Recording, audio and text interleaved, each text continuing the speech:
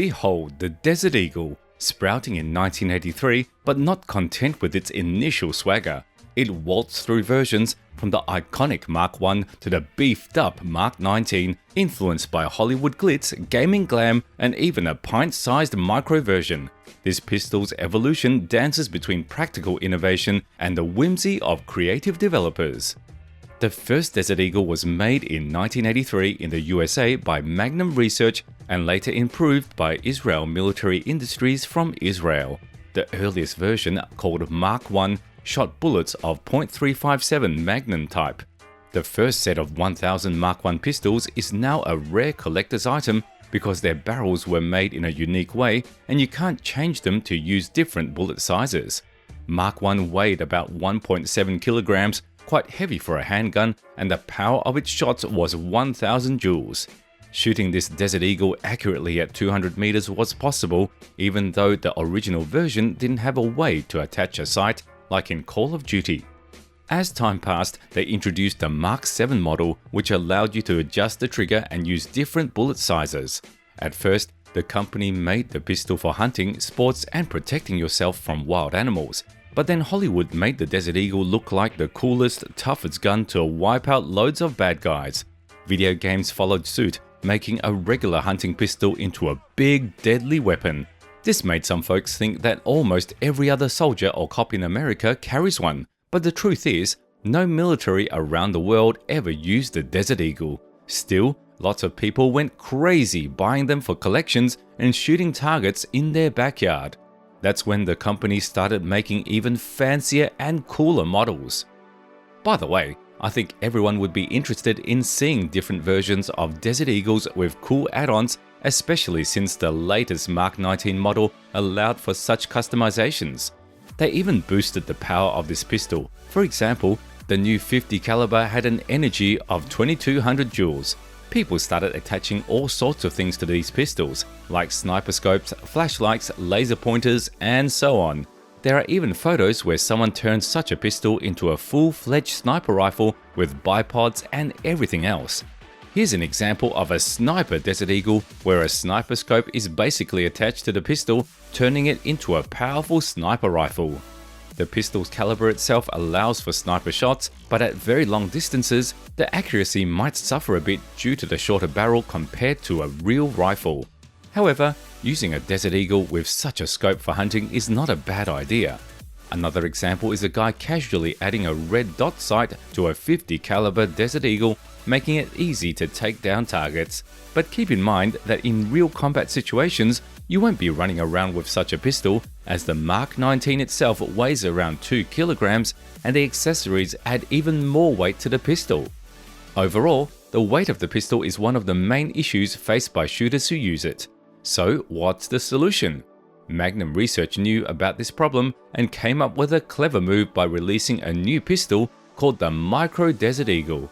It fired a reduced caliber .380 ACP. This pistol weighed only 400 grams, which felt like holding a TV remote compared to the previous 2 kilograms. The bullet's energy was 10 times less than a regular Desert Eagle at around 200 joule. So, what's the catch?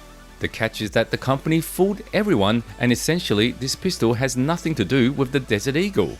It turned out that the Micro Desert Eagle is a Czech pistol called the Kevin ZP98, which Magnum Research produced under license with its own name. In other words, inside this pistol, there isn't a single part resembling the well-known Desert Eagle, not even externally. However, that didn't stop the company from capitalizing on people's trust with the famous name of their previous pistol. There's another interesting story related to the movie Red Heat, where Arnold Schwarzenegger played Ivan Danko. There's also the meme, "What are your proofs?" You get the idea. So throughout the movie, Arnold carried an intriguing pistol referred to as the Podbaran pistol, positioned as an incredibly powerful weapon for punishing criminals. The catch is that such a pistol never existed, at least until the movie came out. The creators of Red Heat approached a Hollywood weapons designer who, without much thought, took a Desert Eagle, attached a long barrel and the grip from a Walther P38. Here's the kicker. Magnum Research seized the opportunity, and after the film's success, they actually released such a pistol labeled DE5010. Essentially, it was the same as the Mark 19, but with an elongated 254mm barrel. As far as I remember, this is almost the only case where a weapon became popular even before it was created in reality. You might think there's nothing left to surprise you now. Well, perhaps that would be the case if there weren't a fully automatic Desert Eagle capable of shooting like a genuine machine gun. It's worth noting that the original developers didn't intend for this pistol to have automatic firing capabilities. However, some crafty individuals quickly figured out how to turn this already bulky and unwieldy pistol into an uncontrollable automatic one through some clever manipulations. Consequently, it's practically impossible to shoot from such a pistol without adding a handle for recoil control. I even fear to imagine. Picture this, you break into an American house and there's this guy with a barrel like that unloading a hail of bullets from his Desert Eagle at you. One such bullet would probably be enough to ensure you never exist again, and after a burst from that, you'd be turned into mincemeat. And finally, here's an assembly of the Desert Eagle from the game Warzone, where we have the longest version of this pistol equipped with a suppressor and a sniper scope. Usually, I compare how weapons in games match reality, but here, damn, reality can be entirely omitted. I don't think I even need to mention how much recoil a pistol would have in reality without all these attachments. Yet here, with all these extras, it's like instantly leveling the barrel back at the enemy and firing at a speed of a regular pistol. Overall, it's clear that this is more of a joke from the developers than anything remotely sensible, as in reality or any other game, you'd hardly be able to shoot with such a weapon. In the wild world of firearms, where each pistol dreams of standing out like a Hollywood star, some daring companies have tried to capture the allure of the iconic Desert Eagle. Picture Bull Transmark, an Israeli maverick taking a shot at stardom with the Bull Storm, a pistol that winks at the Desert Eagle style but throws in its own rotating barrel twist.